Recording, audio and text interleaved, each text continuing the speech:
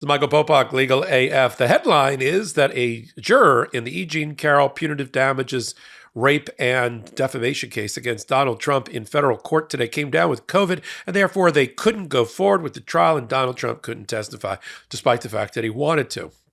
That's the headline. You come here, though, for the truth on Legal AF, so let me give you the truth. The truth is, yes, partially true. One of the 9 jurors, don't know which because they're anonymous for their own protection against Donald Trump, based on the judge's rulings. One of those jurors came down with COVID. That's true. But you can have a trial with less than a full complement of jurors. You know, it's not like it's like a quorum. You just need a quorum, and you need the other side to agree to go forward with less than all 9.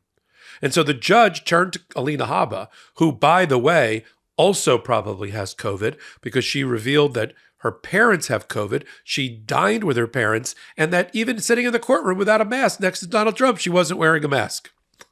That Alina Habba, continuing to show the exquisite judgment that she's known for, even if it means killing her octogenarian client. And so they gave that Alina Habba a choice. Why don't your client's in? You say your client flew down here to testify or flew here to testify, and he's got the New Hampshire primary tomorrow on Tuesday. All right, testify in front of 8 of the 9, and the other one will catch up. You know, we got notes, we got transcripts, they'll catch up. Oh no, they don't want that.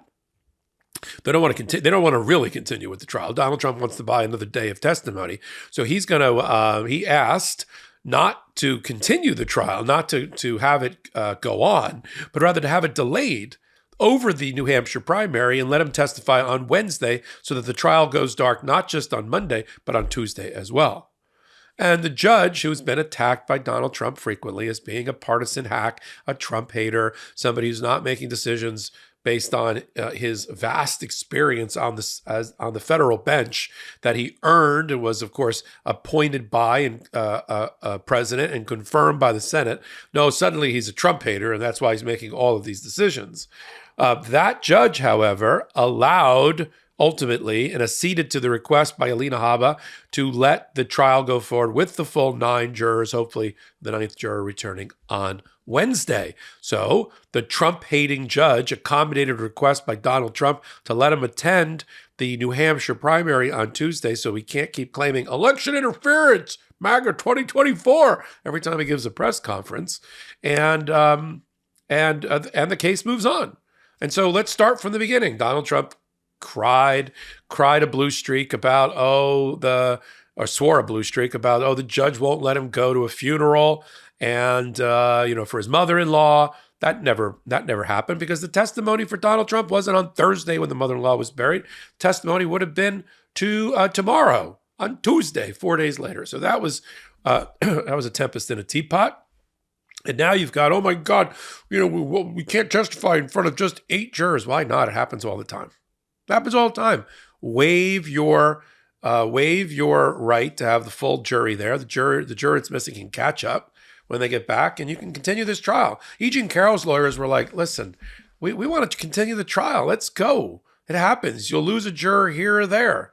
Maybe the juror can't come back at all because of COVID. That's the other thing. COVID, there's still protocols related to COVID. You've got to get a clear test, and you got to wait 5 days. So I don't know how they even resume on Wednesday. I presume that the way the judge is going to resume the trial on Wednesday is he's going to put the alternate juror, who doesn't know they're the alternate juror, because jurors get picked, but they don't know they're the alternate until the very end. That's a little dirty secret of jury work in federal court. All of the jurors that are there, the 9 plus the 2 alternates, they all think they're the juror. They're one of the real jurors until the very end when the judge says number 6, number 12, whatever the numbers are, you are alternates. And we thank you for your service. And here's a pin, and here's a certificate, and here's your per diem for the day, and there's the door. But no, you don't get to go and deliberate and make your actual decisions. But if something happens, even during deliberation, an alternate can step back in. And an alternate can step in on Wednesday. And I think the plan here is I don't think this juror is going to clear COVID by Wednesday. I mean, that'd be miraculous. and Habba probably has COVID based on her testimony today or her comments to the judge that, sorry, Judge, I was with people, my parents that had COVID, but then I have a fever, but I've tested negative. I mean, would anybody trust Alina Habba? Did she take a real nasal swab test or did she go down to the local Rite Aid? What'd she do? You know, she probably has it. You know, and now she's got a backup. Mike Medallo, her partner, can step in and do as equally poor as she's doing, I'm sure. And then, you know, I think the judge just sticks the replacement juror in. I think the alternate juror gets elevated up and they let him continue, right? And hear the case. And then, I mean, that was the point of letting 8 out of 9, because you don't know which of the jurors is actually the jurors. Even though the reporting was a juror, we don't know if that's the alternate, or nobody knows except for the judge and the lawyers. And so I assume it was a real juror, but we don't know that. And there's an alternate juror who's waiting around, who could hear the testimony and be pressed in the action. That is what I predict happens. We're going to pull a replacement juror who's going to stand in for the juror who got COVID and is going to take the case to the end, including through deliberation. But we'll continue to follow that kind of development. We only do it in one place. We do it on the MeidasTouch Network. We do it on a show called Legal AF, the title, exactly what you think. If you like lawyers talking about things they know what they're talking about on the law, politics, and justice and that intersection, you reach the right place. Don't change that dial. Help them get to 2 million.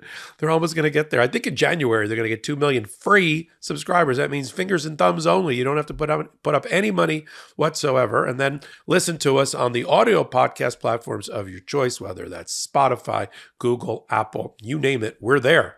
And then we do hot takes like this one, 3 Leaders of Legal AF, probably about every hour, only on the MeidasTouch Network.